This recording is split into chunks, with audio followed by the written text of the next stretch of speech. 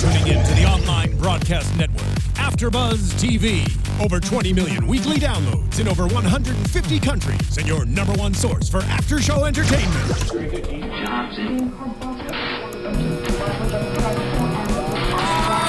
AFTERBUZZ TV, the destination for TV superfans, producing after-shows for over 300 of your favorite TV shows, interviewing celebrities and showrunners, and bringing you behind-the-scenes exclusives. All thanks to E! Entertainment's Maria Menounos, producer Kevin Undergaro, and internet leader Akamai.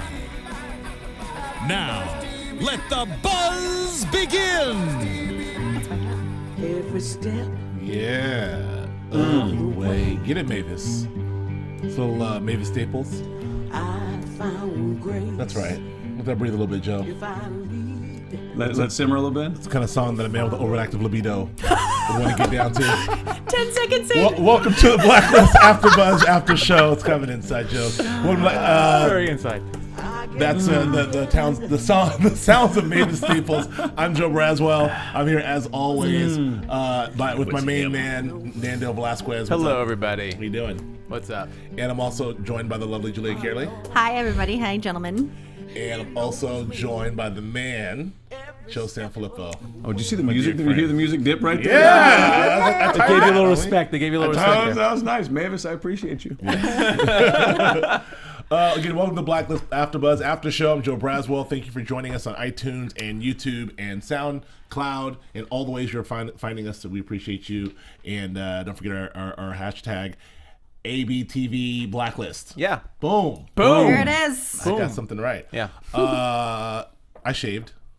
That happened. An excellent You job. look like a mere child. And I'm next, right? I'm looking at you. Yeah. Next. I'm next. I guess I'm next. I might shave next week. Joe. Let me know. Maybe. No, this is maintained. I keep Julia? this at douche level, and it Yes. just absolutely you stays this set way. the thing to douche. You set it to douche and you trim. That's Then, yours. then got Zeus, it. you can't. You don't have to apologize for anything. People No, like that. forget Yeah, it. you can just get away with everything. Someone called me 50 Shades of Graybeard. Ooh, that's rough. So I shaved. That's funny. Mr. I Gray. don't know why that's But funny. it was in bed.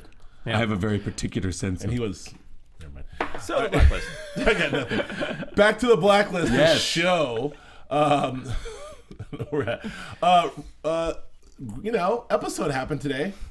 Yeah, it was a show. It An was a episode show. happened tonight. Ruslan Denisov. Ruslan Denisov. Denisov. Denisov. I'm a bad Russian. Denisov. Denisov. Like I wrote it phonetically, so weird. Ruslan Denisov. Denisov. Denisov. Denisov. Number 67. Is our Blacklist? Ruslan Denisov. The knees I will off. take a picture and I'll tweet that. Just thinking of somebody with their knees cut off. Ruslan Denisov. You shouldn't tweet that. I want people to think we have a much more high level Yeah. of technology no, and but- literacy in here. Okay. Just like, okay. We wanted to make sure we said it right. We wanted to make sure we said it right. Uzbekistan is spelled perfectly. Yeah. Anyway, None of us are getting through the spelling bee. we're well into the back half of this season. We had a crackerjack opening from in the Super Bowl episode. We had kind of a dip down, but also an interesting conclusion to the Luther Braxton episode. Yeah. And now we're kind of back in it with Ruslan. We're kind of back into our normal sort of semi-procedural, semi-serialized Blacklist show.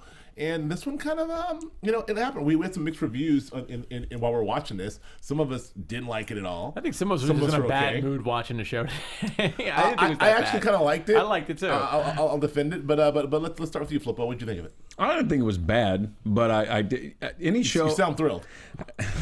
Anytime they give Lizzie a lot more to do, it kind of the pace takes a dip, and then it seems like they kind of rely a lot more on Red to kind of bring it back, and like the whole monologue about the milonga and the tango Russian and the milonga. dance and and it puts it puts so much more of a burden on those moments because the stuff that's between Lizzie and Wrestler is it just feels so weak to me. Right. And so but overall it wasn't bad. It just wasn't, after the last couple of weeks it was nice. It was nice. The last two episodes I thought were really solid and really good flow. And this one kind of a little sandy. Okay.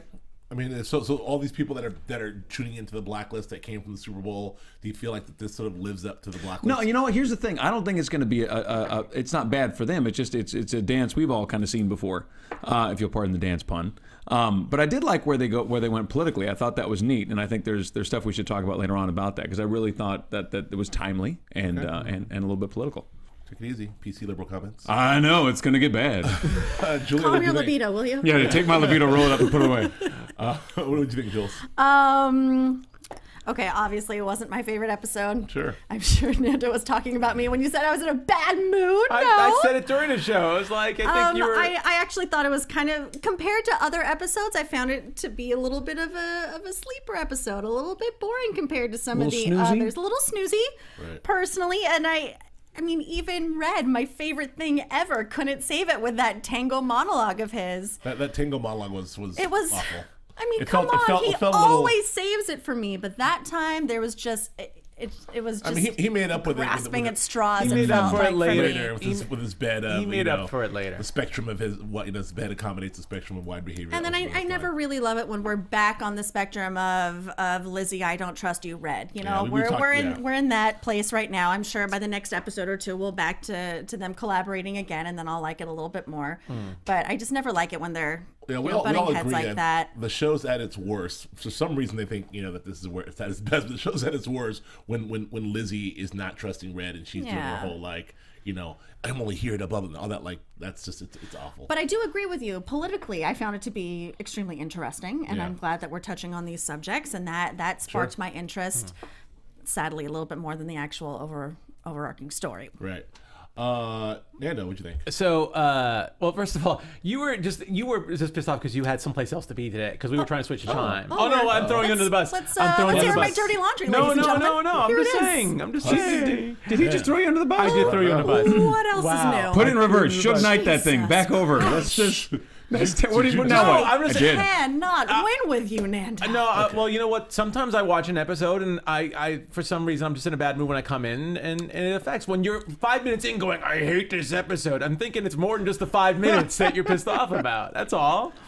Okay, now she's gonna stab you. Now There's she's no gonna question. stab me. So what did you think of the episode? Stab. I liked the episode. I turn into an episode of the following very soon. I actually like the episode. There's a lot in this episode if you really pay attention. Yeah, I agree with all the points that you guys have said, but at the same time, I really like that they're bringing back the FBI the investigation actually to the harbor master because I think that's a loose end that needs to be tied up. That's very true. I think that's really, really good. I love, something from season 1 that was said. Oh boy, she's still steaming. Something from season 1 that was still said that Red was talking about the terrorists. These days the terrorists are more corporate. So this kind of brought it all back to corporations and which what is where it's they really started. about, You're which is where they absolutely started. correct. So Yeah. I really feel like they're bringing this full circle, and I wouldn't be surprised if this oil company had something to do with the evil corporation. Oh. And that's a prediction already, but I wouldn't be surprised about that. But I love that, and also just to hit your point about, and all your points about, I hate the cat and mouse with Lizzie. I hate it when Lizzie hates Red, and she's like, I'm not talking to you. But Red's at his best when he's trying to work around that. Sure. At the same time. Lizzie's at her worst. Lizzie, I'll let you do your thing. Now Lizzie's at her worst, but Red's at his best when he's trying to weave his way back in. Sure, I agree. Yeah. I like this episode a lot, actually. I did. It's kind of definitely a departure from the action-packed episodes we normally get. It's okay, Jules. That's it. It'll be done. It'll be over. I thought you look like you're still upset at Nando. Go on. Okay, well, maybe it's me. He hit her with a bus. It's no, it's sort of a departure from these action-packed episodes we've had lately, and a Blacklist is sometimes at its best too when it's this action-packed sort of Joe Carnahan thing. Yeah. But it can also be this other thing, which is this sort of like political, interagency kind of back and forth, political intrigue, Red kind of international spy thing. It has that Tinker Tailor Soldier Spy vibe, and I think that was very cool. I call this like the sort of the Aaron Brockovich episode, though. It's very much like the big corporation, and Red was like Aaron Brockovich trying to do the thing, but the water like supply. The water supply, Ruslan was Aaron Brockovich in this case. But I think that whole storyline of the corporate, the big evil corporation, and then the villain, the mercenary turning kind of good to fight the corporation is kind of cool. Then Red doing a double blind and negotiating on one side with the FBI on the other, the CIA versus the FBI, and then at the end when all the dust settles, it was really all about Red making some money. He's getting his pockets lined for another corporation. Yeah, of course. So it's just a really just good when you snapshot. thought they were all doing so many good things in the world. And there were good things being done, and Red kind of summed up that last sentence. But I guess what I like about this is it completely encapsulates what Red is about, which is the complexity of the situation. Yes, in one hand, Red is here to stop the bad guy, but he works with this bad guy. On the other hand, the corporation's evil, but he's going to bring another corporation because he wants some money too, and then he's going to come around. That's what there's no bad guys, there's no good guys, there's just players. It's all about the end game. Yes, I get that. I like that. No sides, only players. Only players, and that's the whole episode. And that's just true in life. I mean, that's just how this all works. Right. It's I love that illustrated because we love so much to sort of make sides and say this guy. Sure. One thing we didn't touch on is in a couple episodes ago, Red was very much said a couple times to Lizzie about your government. He's like, your government didn't do this, your government didn't do that. I'm like, that's Red's government, but Red is very much not operating from the standpoint that the United States government is his government. He's player. Like, he's not on any side. I think that this episode really sort of encapsulated all that. I do really like this, what's brewing. It's kind of weird and cheesy, but I do like the idea of this FBI versus CIA kind of thing. The sort of the two agencies sort of like at each other. One's hiding Red and working with Red. The other one's trying to take Red down. Cooper barking, go in the office and barking at the guy was kind of cool. I liked all that stuff. I thought I really liked it a lot. This was a good episode. I was into it. One thing that confuses me though, just Ruslan ends up being a good guy, like we said, but he's on the blacklist. He's number 67. So it just makes me wonder still, we haven't really talked about the numbers or the importance or anything, but again, it just confuses me a little bit about this guy ended up being kind of like a hero of the people, and Red pretty much put him there in that point and said, you might go to jail for a little bit, but you're going to come out better. And it's almost like Red positioned him to a better place. Yeah. Like for whatever his end game is in regards to that region. I mean, the guy, which is a little out of character for what Red usually does with his blacklisters. Sure. And whatever the list is or how it's compromised, it's the end game for each episode is to get them out of Red's way in the end. You think, yeah. But this time he was really building him up a little bit and setting him up to potentially be a leader. Mm-hmm. And what's interesting because he's not Ruslan Danizov he's not a good guy. Like we saw him doing some really bad things in that montage where he's like, awful things. Your company wouldn't pay enough. Bam. Yeah. And it's sort of like he gets a sort of second chance, which is kind of cool. I mean, I thought, murdering people in cold blood left and right, but we're left thinking that he could be a hero. Yeah. But isn't that the whole idea though? Isn't it like, it's all perceived threat versus actual threat? I mean, who has done more damage, right? He's killed like, what do we say? We can say 4 people conclusively, right? Sure. And he's gotten 12 killed that were his guys. But we know that the oil companies killed hundreds, if not thousands, with the cancer. Yeah. And so it's interesting. We always punish according to perceived threat, and we see somebody with a gun is much more dangerous than someone with a pen and paper who's very comfortable leaving benzene to leak. And so you think every time that Ruslan has kidnapped this high-powered CEO of a major corporation, it was for the better of his people and his country every single time? Of course not. But again, player, not right, not wrong, just players. Yeah, I think the episode. There's intent, there's execution, right? So I think that the episode really they sat down and really sort of struggled, presented some big themes and some big ideas, and again with the whole thing of there are no sides, only players, and the corporations and this and the Uzbekistan is the whole thing. I think the execution probably was a little wonky. It's hard to cram that into 43 minutes of network television, but within the framework. Did you feel that there was some exposition in this episode? There's a lot of exposition. We had to rewind it a few times. Within the framework of a Blacklist episode as well. Yeah. And within that very specific constraint, framework of like, this is a Blacklist or we have to do this and da-da-da. But I think they did a pretty decent job of it. I didn't like, we talked about, I didn't like the negotiation tango montage. I think I wrote negotiation tango montage was BS. It was just, felt fillery and silly. I usually just love his monologuing. That's the first time I have never had a disappointing monologue from Red. That's the first time I felt I felt one of those monologues sort of like standing back and looking at itself and being like, and the way it's cut, like it's cut back and forth to his voice and the music and then, enough. So and then the Lizzie stuff. I really just don't want to just bash Megan Megan Boone, all day long. But like, I mean, yeah, we have our troubles with Megan Boone, and God love her, or the Lizzie character, the way she's playing Lizzie, but I'm not buying it. But let's get into the episode, break it down a little bit.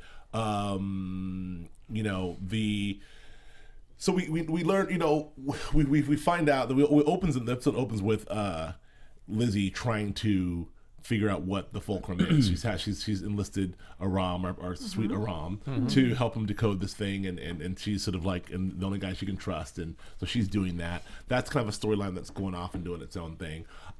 We see what happens in a very cool opening with them storming the church and getting the priest and find out he's a CIA guy. I did not know that was a law, by the way, or I guess illegal. Is that a real Joe? Dude, is that a law?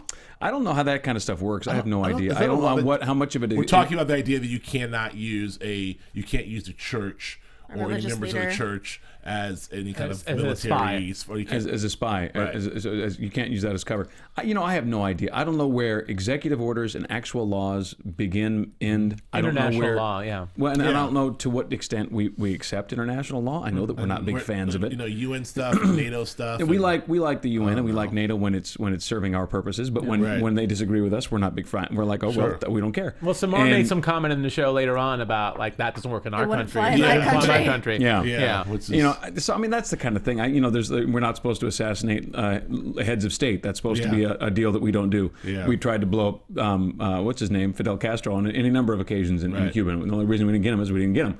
I mean, in the interview, Seth Rogen tried to get Kim Jong. We're going to talk about honeypotting? Oh, dear. Go ahead. I'm sorry. But I mean, I don't know. I have no idea. And like I said, man, there are 17 intelligence agencies.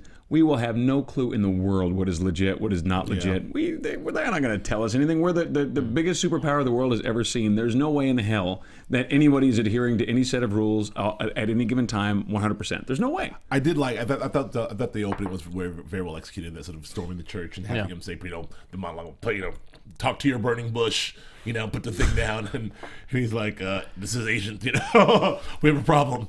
Agent Burke. I love Agent Burke and that thing. So, but this is where I really love the way, and I don't, again, suspension of disbelief, how they figured out to make this FBI task list, this localized, local FBI government, federal, we handle stuff on American soil only, but yet their asset is the international playboy, super criminal, / informant Red Reddington. So they find all these interesting ways for the FBI to be all over the world, like the CIA. So here again is another thing where they come in and a CIA agent is captured. Red has information. So guess what?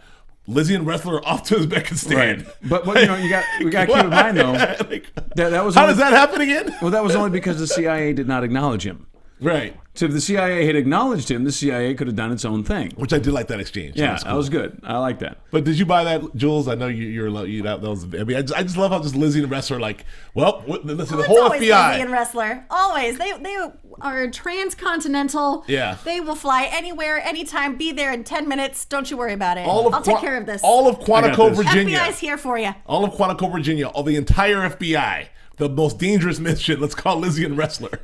Because they're always so successful. And only those two. And who then else is there? Put them on a plane. And then again, for the second time, I think this season, they land in another country, and immediately they give up their firearms, and it's like, they'll get taken custody now. Right. Oh yeah. In 2 seconds they'll get taken custody. You just jump in the elevator Absolutely. and fake wall. hoods. I give the show full credit for figuring out ways to get the FBI involved in international intrigue and to get specifically the entire FBI, specifically getting Lizzie and Wrestler involved in international stuff. Because obviously they've proven themselves as the top 2 FBI agents They got it. in the entire country. So Lizzie, so off to Uzbekistan. That's what they put on my beanie. She puts on the beanie. Let me put on my beanie. She means fly to Uzbekistan. They should have had a nice little Indiana Jones montage, with a little plane going over and everything. Yeah. When the beanie comes on, serious. shit's jumping off. I'm telling you right now. She doesn't mess around. Not messing around. That's how we knew it was cold outside. So she puts in a beanie. They go to the thing. Because in Russia it's cold. Uzbekistan's very cold. Very cold. I do say I did again. You know, for a couple of guys who love the episode, you're talking a lot of trash. You can do both because even the other point I did like the bit. We know we're wrestlers like that guy and is in the Hugo Boss suit and this guy's stealing us and da da da. And I liked all that stuff. I mean, it's a little whatever, but I like the sort of it made me believe wrestler is capable of going to Uzbekistan and handling some stuff. Did you? Yeah. All right. He's got Beanie to his left. He's got like Beanie to the left of me, corporate to my right. Here I am. So they it's like a little Steelers wheel. Why not? I don't know. They're off, and we see they go into the elevator, which none of us saw that coming. When they went after the guns were taken, they go in the elevator, and then it's the old false panel. False wall in the elevator trick. The old false wall in the elevator trick. Everybody knows about the false wall. Why, I remember in '47. It's for a Truman Show. I'm no structural engineer. But, no, that's most certainly true. I don't know. Like elevators. Like if the elevator, you press the button, and then if there's a backpack, like how do they get it? Are they in the shaft? You think that it's only going to be on the ground There floor? must be two walls, and they pull the first wall away, and then the second wall. But if you don't pull that first wall away, then the second wall will stay stationary. But you got to figure that's only going to be good on the first floor. You can't do that in between floors because then people will fall to their deaths. And it seems reasonable. Two walls. No, but there's not two walls because the elevator is a cage. You're in the thing. Oh boy. If you're on the ground and you open the thing. No, it makes perfect sense to me. It's like the front door, like in a hospital. What I'm saying is if you're we'll discuss this later. Right, we'll discuss this later. I suspend disbelief. This is but I actually believe this part, listen, guys. I love can Star see Trek, how this could work, guys. and they have transporters, so I'm good with it. okay. But let's just say let's just say there's 6 elevator banks. How do you know which one they're going to go into? It's a hotel in Uzbekistan. They There was only one have elevator. one elevator shaft. They're not at Caesar's Palace. Okay, they're not at the Wynn. They're at the Uzbek Hilton. Oh my God. The Uzbek Hilton. They're not at Caesar's. Okay, fair enough. I like that. That's the go-to. Apologies for all our listeners in Uzbekistan. Yes. I'm sure the You enjoy Uzbek your multiple Hilton. elevators, guys. Right. I'm Yes. sure the Uzbek Hilton is Laugh at beautiful. us. Yes. Okay, so they get captured. I did like that. I did like that bit that we none of us saw that coming. Because why would they have a panel elevator? Yeah. But none of us saw it coming. The bag they're taken away. They get to see our man Ruslan firsthand, and then the negotiation starts. I do like this idea of I'm this badass, guy, and I'm here to sort of negotiate. He's the leader of the SRU, which is roughly translated as the Supreme Republic of a Free Uzbekistan. Free, independent, and righteous. Republic, free, righteous, independent Uzbekistan. Supreme Republic of a Free, righteous, independent. It's a lot more than just SRU. Which is good to remember. They said loosely. SRFRIU. They said loosely translated. Just Loosely. saying. And SRU is a lot sexier than the SFRIU. True. SFR. That's true. It would be SFIRU. Right. Yeah. IRR. I think it'd be 2 R's. All right. Because the Righteous Republic. Okay. Sure. Righteous and independent. There was a fake wall. There was a fake wall in that. That's why it was. Yes. The others were hiding. Just right behind The it. others were hiding in the fake wall. Fair enough. Okay, Okay. so then Loosely translated. The negotiation happened.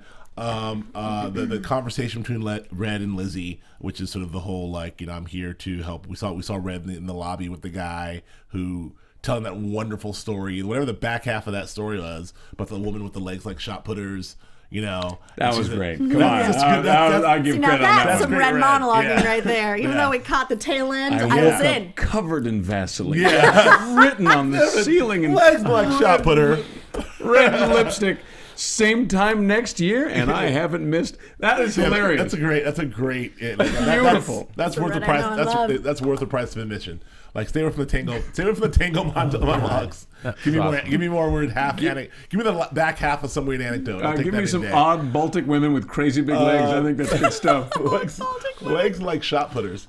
That's awesome. And last week we didn't mention the whole. It's the petty officer Virginia Sherman's mouth. How he said that this is the last week. He said, "I hadn't had anything good in my mouth." I can't do the quote. The last thing that tasted this good was Petty Officer Virginia Sherman. Mouth, something like that. Something like that. Yeah. When he was telling, you don't remember I this missed line? it. I remember that line. Yeah. Anyway, all right. For a guy with a Talking to libido Luther as out of Braxton control about as that mine. right before he kidnapped him. How did I miss that? It's a great line. Anyway, so Uzbekistan is jumping off. It turns out that Red, he's made a move to have a special negotiator, which is Reddington, because the FBI is really not allowed to do anything, and they want to deal with the FBI, but the FBI, has no jurisdiction, has no guns. This guy has figured out a way to sort of do this negotiation. They brought in Red, so it's a Red versus Lizzie versus Wrestler, but Red is really sort of being a double agent, kind of working both Red sides. But we also representing find wrestling. out in the scene what the whole thing is about, and that's Annika Oil, right? Yes. And the pipeline. Bearing the lead, yes. This Yes. guy went from being an abductor to That's what the- an ecological terrorist almost. Right. So, in a way. Yeah, Or an absolutely. anti-corporate terrorist, yeah. Which the whole thing became about. It became a big corporate intrigue story, and they have they have their own private security, and they've been there for weeks and weeks, and they're watching everything else, and they're trying to cover this whole thing up, and you get the idea that this is a big, multi-billion-dollar company with lots at stake here. So they're trying to, cover their ass, and they've got their own security people, and it's kind of a cool thing. So you've got, you get the FBI doing their thing, you get the CIA doing their thing, you get the SRU doing their thing, but you also have this corporation who has their own private security. Again, no sides, only players. I thought that was all kind of cool. These people playing in the same boat together. Did you like any of that stuff, Joe? Loved it. I absolutely loved it. And this to me is this is why the episode I thought was this is the value to me in the episode. This is what we're doing right now. You think that Trans Canada doesn't have an army of guys just like Annika? Mm-hmm. You think that they aren't going to these little towns in Nebraska and pushing these people around? You think that Nebraska didn't pass a law specifically giving Trans Canada the jurisdiction over these people's property because they wouldn't sell to them? Right. We're dealing with this stuff right here at home. Sure. This is the Keystone Pipeline. This is the exact game we're playing here. And it's being sold by a bunch of people as this wonderful thing. We're going to get all this oil. We're not going to see a dime of it. It's going to be fed through the country, out the Gulf of Mexico, put on ships, and sent to China. That's the plan. Yeah. Not going to touch it. It's not for us. But it's the same game. This has all been played out. The difference is the accents and the suits. Yeah. And that's it. And this is on a TV show. Well, yeah, that's true. But I yeah. think this is. I really enjoyed that. Yeah, no, I do. I agree. I loved all that stuff. I mean, Julia, I know that you were very much not about this. Well, I was into the main storyline. I was into the main Blacklister, and I'm into when they pull in from what the overarching story is. I just feel like this whole episode was a little bit muddy. But I like the general idea. I like where they were going with it. I just think it became extremely more convoluted than it needed to be. They do. That's my opinion. I agree. They do play kind of fast and loose, Nando, with this idea of the Blacklister, because, Ruslan was the Blacklister. He's the bad guy, but then he's kind of the good guy. Then they bring in this other cat, my man, what's his name? Lenoy Jabin. Yeah, like he's Leonid? he's the real bad. He's like yeah. He's like somehow the other, like a sub-Blacklister as well. He's another, so it's a weird... Well, in a way, it doesn't seem to be dangerous at all. He was in power for 20 years until the mid-90s, and then he just has the secret, information that they need to accuse the corporation of what they've done. Right. That first pipeline. I don't think he was dangerous. That's where he gets a little Other muddy than that for me. little weird little angels and demons moment where he's punishing himself. What did you think of that? That was a weird affectation that they added onto him. I mean, like he, it was like to make him this menacing badass, but then at the end of the day, he's just, he's just a political dude. They called him some crazy old dude. Yeah. No, it made sense to me because here's a guy who made all the money. He was the political party boss. He was the Communist Party boss. And when they opened up, they opened up a little bit. They say, okay, this American company can come in. Let's see what capitalism tastes like. Let's see what it feels like. Let's see if it can fix some of the problems we have here. Sure. So they build the first pipeline in '88. They leak all the benzene all over the place. They make a huge mess. They take that one out. They put a new one in what do you say, 92, right? It was 4 years before. Uh-huh. And then that one takes 20 years to start leaking all over the place, which isn't true because those people have been sick for a long time. So it probably started leaking well before that. And this is kind of like the crux of the problem, right? So you have a party guy who could be compared to any political guy you want to compare him to in any country, who has made a deal to fuel his own pockets and to give away something that probably wasn't his to give away in the first place. And eminent domain is how we do it in this country. We say, okay, Trans-Canada now has eminent domain in Nebraska, which is completely insane, but that's what they've done. And so this guy didn't have to do that. He just was able to say, here's the deal. I'll make the deal. I can give you this access to this property. And they build this pipeline. And so then years later, he looks at all the chaos and all the cancer and all the horrible things that's happened, and he feels terrible, and he's flagellating. Is Flagellating? Right? Yeah. Not a flashlight. That's the wrong term. Flag. I think with a T, right? It's close. It's close. God, deliver me. He's beating himself up. He's beating himself up. He's whipping Opus himself. Dei action when you smack yourself up. Very Sweeney Todd. He's doing his thing. Very Sweeney. But that's to me that makes total sense. I liked that. That was a good call. Okay. You know, the one thing about that scene too that reminded me, and actually I didn't mention this from last week. I remember season 1 when we were talking a lot about. We noticed a lot of the Blacklisters and Red and Lizzie have scars. Yeah. So for some reason that kind of really triggered me when we saw all the scars on his back, because usually they it seemed to signify a lot in season 1 when you saw the scars. And actually I was thinking about this after last week's episode, but technically the bunny even had a scar. It was stitched up. And look what was underneath that. Oh, so, scar symbolism. So I actually thought that was something that I don't know if we overlooked, but just something that could be looked into. Nice pull, Nando Velasquez. Yeah. Okay, scar. Yeah. Yeah. So my original point is that like he's who is the blacklister here? Yeah. You know, and Well, that's why I think this is so confusing, and the number, of course, 67. Obviously, he wasn't that deadly that Red felt he was a threat. He kept them alive and kept them. He's going to be in power eventually. Right. So anyway, again, but I do find it interesting if you take all these individuals out. I keep coming back to Ruslan. You know, he's the leader of the SRU. Although he's done some bad, questionable things, maybe from his perspective, his ends justify his means. I mean, his means justify his ends. I don't know, but whatever. I think he feels just because he's trying to liberate and maintain a supreme, free, and righteous Uzbekistan. What is it called? he's fighting. Like, my point is he's his cause is just. So if you're from his point of view, he's not the bad guy. He's doing his thing. Yeah. The corporation, they're, in all of our eyes are the bad guy, but they're protecting their interests, and they've got their security team, and they're just trying to make sure that they're doing. So they've got their agenda. The FBI has their thing. They're just doing their thing. And the CIA. My man, the Uzbekistan army dude is trying to do his thing, and then making sure that his Commander Kashan, and make sure that everything's good on his end. And then the CIA is just trying to retrieve their guy because they're watching other guys. So it goes back to that. I'm hammering it a lot, but it goes back to that no sides, all players. Because you can jump on any one of those sides and feel like you're in the right place doing the right thing. So it's kind of cool to zoom out and look at it as a sort of a macro look and sort of see all these people sort of colliding. And I think that's and that's good writing. That's just good writing. Yeah, it's good. It's good. I thought it was good conceptually. I'm not sure the execution was. I'm not sure the execution was quite there, but I think conceptually was good, and it also centers around like, again,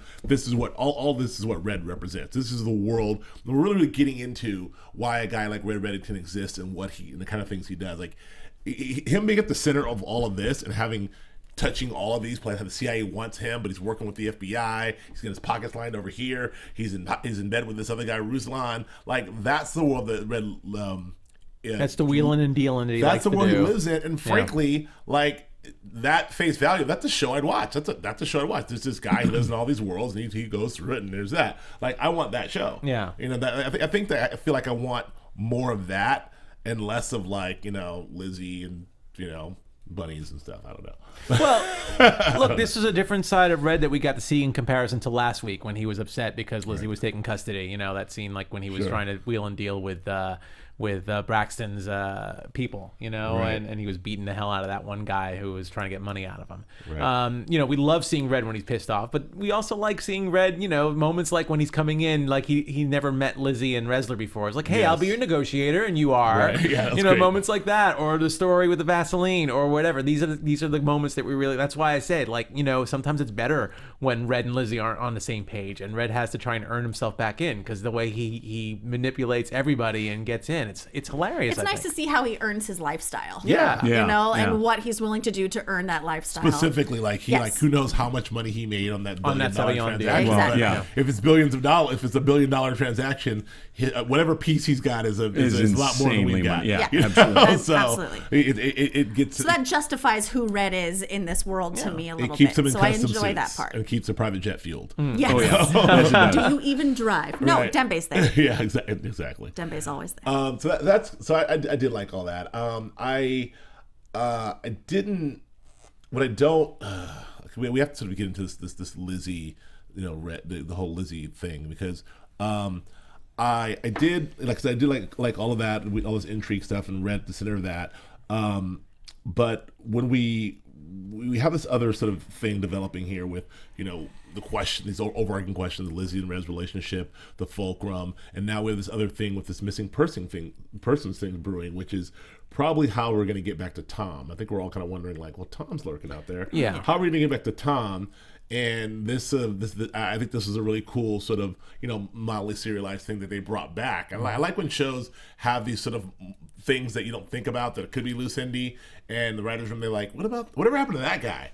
Let's write this in. So they kind of brought him back, and now we've got this kind of pesky detective, and our boy who was so loyal to Lizzie is rolled over on him like that pretty quickly. Samuel Aleka.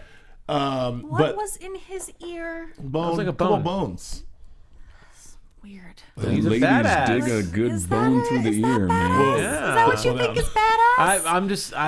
I no. wouldn't do it myself, but yeah, I guess for him, You're dealing with the seedy underbelly. yeah, that's what I do. It looked like a big Deep inflamed underbelly. gland Could sticking get out of his infected. ear. I don't know. So what do you guys make of Gross. this whole storyline, the missing person storyline, Jules? What do you Okay, like well, this? this is the storyline that I'm interested in, and Okay. and I'm always.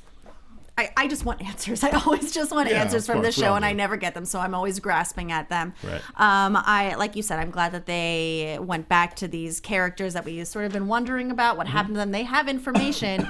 I always wondered how they were going to get away with killing that harbor master. Yeah. Like that's going to come back to haunt them at some Yeah. point. It has to. They did. Although at this point, that's how they did. Although at this point, because it was so long ago, I mean, it was only 3 episodes ago, but because of the break, it feels like it was Maybe forever. that's it. It's like his wife waited how long to call the cops? That's a great point. That's true. Anyway, I mean that's the part of this episode that excited me the most. But Yeah. that's just me desperately wanting just some answers, please. You want some Tom back want too. some well, Tom, this is Tom clearly become our bridge back swinging to Called through. me Tom. out. You and your libido called me Yeah, out. called him out. That was rough. This is My libido like yours, Flip.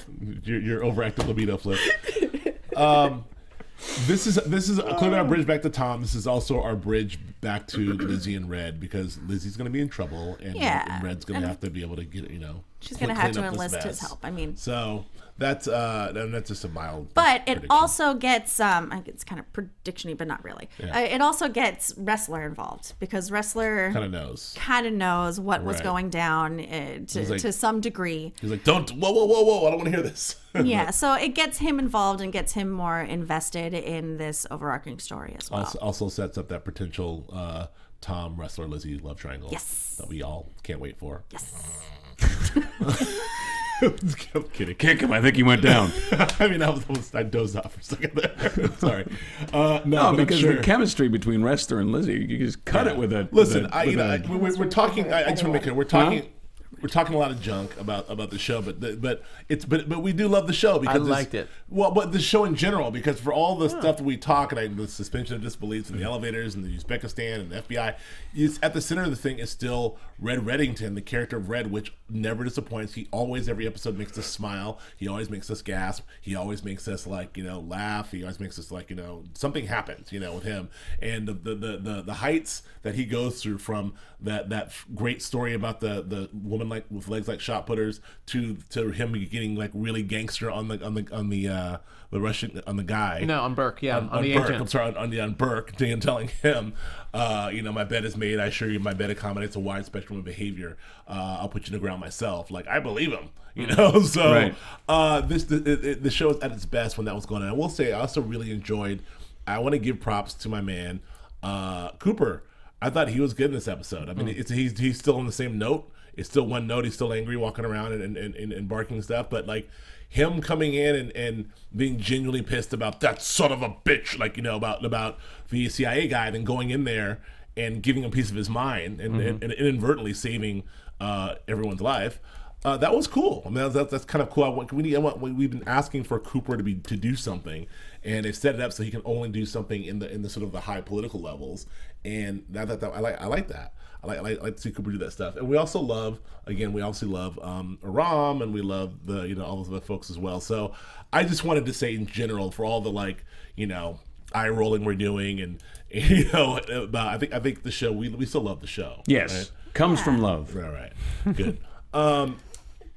But it's unbelievably stupid. No, I'm kidding. I'm totally kidding. I'm kidding. I did love that Aram had figured out the technology of, I guess the fulcrum, whatever came out of the bunny, was like late 80s, early 90s, and yet he still couldn't figure it out. So, it's way back from the early 90s, 20th century. It appears to be some sort of a tape, maybe a beta tape, a Beta Max. I think it's a CD player. It's a CD player. It's a Rubik's Cube. I can't solve it. It's a CD way player. back from 91. It looks like if only there were a device that would play this. No, it's a weird disc of some sort.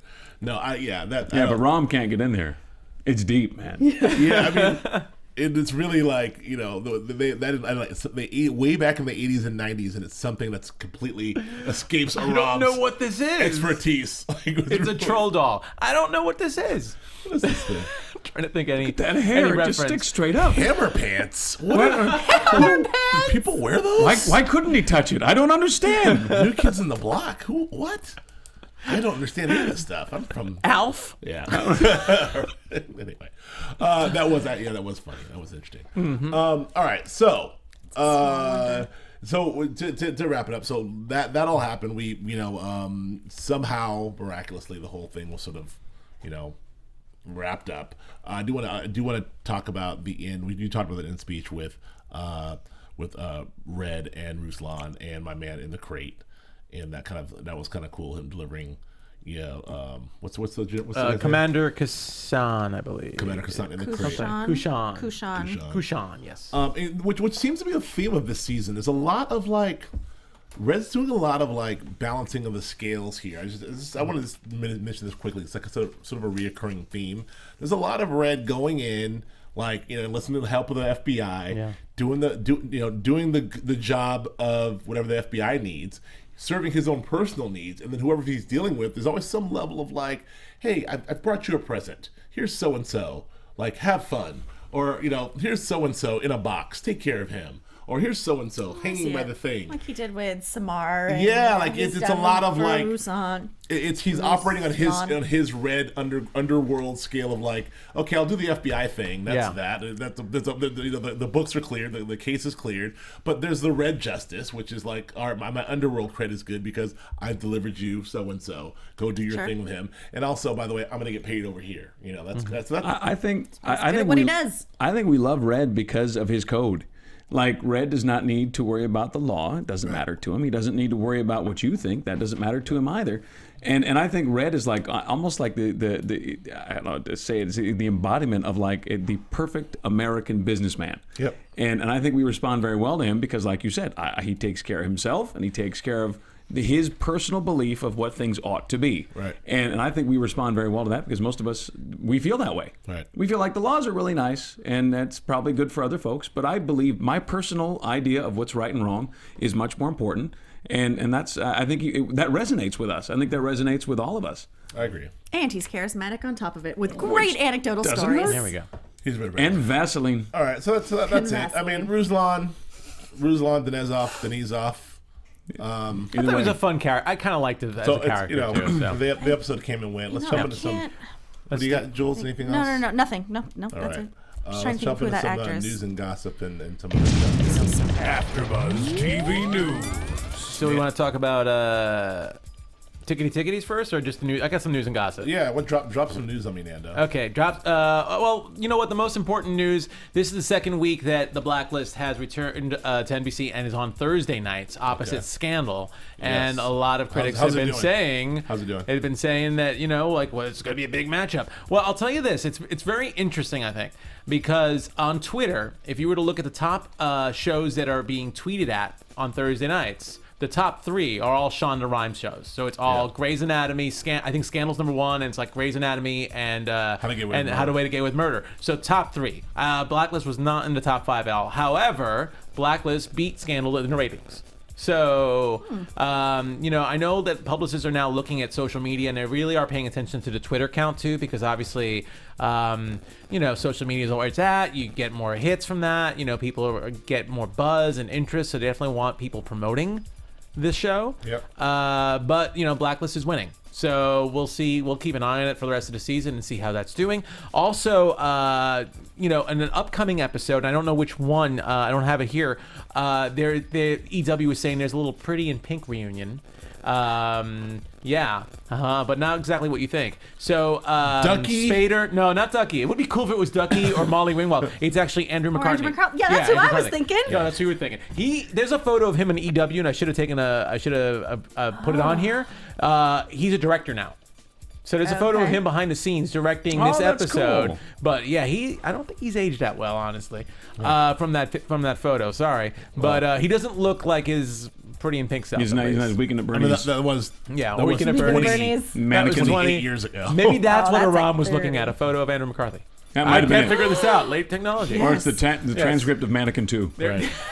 Aram would not be able to figure out. There you go. And then, really quick, we just want to do some shout outs. Why did they make another one? Speaking of social media and speaking of promoting people, we'd love if you guys promote us. We'd love if you guys rate us 5 stars. Yes, we love 5s. We're gonna talk. We're gonna talk about all the people who commented on this week. Thank you very much to Christy Moore, Performing Sis, Vintage Vandalism, Umar Soares, Stephanie Elliott, Jerry Sander, Melina Torres, Amanda Henderson, Jose Ramirez, Mouse Dresden, Life is Short 214, Cynthia Vega, if I'm saying that one right, Hail Crimson King, Sideline Soprano, Dear Alley, Zazu 1 2 3 4 5 6 7 8 9 X1, Joey Uram, Betty Boop 91100.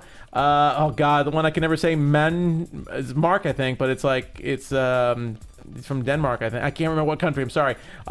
And Reality of Views. I can't remember that. And then also Hestia, who always tweets at us. Thank you very much. Rats T, Bam Penny, Beta Artemis, Tickle Tea Lady, Marima Tropoha, Beads by Lara. There you go. Ty Love 3, Tiffany F, Mikey Oliver. I hope I'm saying that one right. Lucia Dalbon, Da Popoloin Paradise. The Puerto Rican came out of you. And then on iTunes, Music for the Soul. And then, we got one bad comment from the Bobster 911. Amen. Who said, we hardly talk about the show. We giggle a lot. Maybe we giggle a lot. And a bunch of liberal PC comments. Flippo. Just want to say that, but you know what? Keep that in check now. Seriously, guys, rate us on iTunes because my liberal PC comments we know are you guys, my beliefs only. Yeah, we know you guys love us. Don't represent the beliefs of anyone and here. The more ratings we have, if occasionally someone comes out and doesn't like us, and sorry, Bobster, I'm guessing you're not listening to us anymore. We're too PC for you or something. But if you guys like us, please rate us and give us some stuff. That's amazing. Too liberal PC. Hestia, thank you very much too for dropping it. Hestia always drops like about 4 or 5 graphs. On the YouTube comment thread, which is cool. Like he really goes through and really detailed about it. So we do read it every time. So thank you very much for that. All right, let's jump to some predictions. And now your AFTERBUZZ TV predictions. Julia. That's me, yeah? Yes. That's me. Okay, just making sure. Yes. It was shocking that I'm called first. Well, It's weird. It never happens that way. I really thought It's you were up. it's like Brangelina, Julia. Julia. It's like I don't know. You guys should be a couple. Yes. Gotta keep up with that libido. No, nobody Couple can. of what? Out of control. Out of control. Okay. Not to mention, she already has Nando. So. Oh yeah. Wait, Stab. There's that. Go. Okay, like my stab, can't even see it. Click. Okay, well, some things we already talked about. I think Tom's a-coming. I think Lizzie's going to have to enlist Red to find Tom because these all sound like my takes. I already have written them down, yo. Go ahead. It's okay. Maybe we'll just pretend I never said them when they ring true.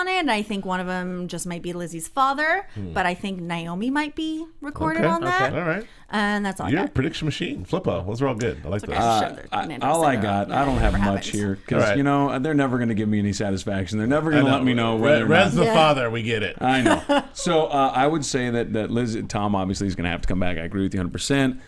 Red is going to have to bail Lizzie out of this because this is going to be a ginormous mess because the entire of Metro PD appeared to go to the crime scene. And Home Skillet with the thing through his ear is very is very comfortable telling them all about Lizzie. You ain't gonna believe what I know. I'm like, I thought you and You've Lizzie seen were... the thing in my ear. Let's talk about Lizzie. I have a credible witness. So hardcore, It's Home Skillet. No. So I think he's going to... Talking about the 90s. You know? Bring it back. Jesus. You can't touch this. What's next? What's up? What's next? Flippo's on the cutting edge of all slang. Hey, slow down. Home Skillet. I know what I know. Go ahead. I think this episode was rad. Yeah. That's all I have to say about that. All right. Obviously, this whole thing with Eugene is gonna I think is gonna blow up a little bit, but I don't think it's gonna get. I do not suspect it's gonna be realistically dealt with. Sure. I think it's gonna go away quicker than it ought to. I think it'll be a one episode. Yeah. Like, hey, we're all done with this. Yeah. All What? right. Yeah, I can see that. It'll be satisfied You know? quickly. I echo everybody about Tom. I think actually because Tom's supposed to keep away per Red's orders, that Lizzie's going to be the one finding Tom in order to clear her name, because that's what she's going to need. So I think that's how Tom's going to come back. Lizzie's going to find him. Think she's gonna go deep cover in a hotel room again? Probably Maybe something like that. Maybe she'll ask Wrestler to help. And I think, maybe she'll ask Wrestler for help on that too. And yeah, that's the big one because we were short on time. So Okay. I'll limit it to that. We're short on time. I will. Yeah. That too. So which is every prediction I just made? Just remember that next week. My Go on. prediction last week was that they would figure out a way within the first 5 minutes to give some quick exposition as to why Red is just back on the case, and they kind of did that. Like, hey, Uzbekistan has no extradition treaty. I can do whatever I want. So let's all move it to just Uzbekistan, Right? Which all makes sense because that's another way to keep Red safe. Is the FBI has to operate outside the United States. So that makes sense. So maybe we'll get moves where Red is operating in places with no extradition treaties, and the FBI has to find ways to go follow Red around the world. He's in the Uzbekistan Hilton, the Chechen Marriott. He's at the With all their elevators. right. But yeah, I do predict. I don't know what's going on. The previews for next week did not look fresh to me at all. It looked so. I don't know what's going on. I'm sorry. next Did you week. say fresh? Yeah, fresh. I'm sorry, Home Skill. Was that fresh? That's Aram would not understand that term That's straight because from- it's that's late straight- 80s, early That's 90s. straight from the 80s, homie. Raise the roof. But you raise the roof. Yes. Like fresh, like they're organic. Raise the roof. The bomb. You the man. Okay. All right. But anyway, predictions. You got it. Like Tom's on his way back, and those my predictions are your predictions. So that's that. Yeah. No, they're all Nando's. Don't worry. All right, let's get out of here. Joe Flippo, where can we find you? You can find me on the Twitter at Joe Flippo, JoeFlippo, and my website is josephsanflippo.com. Julia. My name, Julia Cearley, JuliaCearley on Twitter and on Instagram. Nando. You can find me on Twitter and Instagram at Nandovel, Nandovel, and here at AfterBuzz for other shows such as The Walking Dead and Scorpion. Yes, I'm Joe Braswell. You can find me on Twitter and Instagram at Joe K. Braswell, and on our sister network, BHL, with Show Geek Nerd Tech. I think that's it. Thank you so much for joining us. We will be back next week to talk more Blacklist. We'll see you next week. From executive producers Maria Menounos, Kevin Undergaro, Phil Svitek, and the entire AfterBuzz TV staff, we would like to thank you for listening to the AfterBuzz TV network. To watch or listen to other after shows and post comments or questions, be sure to visit AfterBuzzTV.com. I'm Sir Richard Wentworth, and this has been a presentation of AfterBuzz TV. Buzz you later. The views expressed herein are those of the hosts only and do not necessarily reflect the views of AfterBuzz TV or its owners or principals.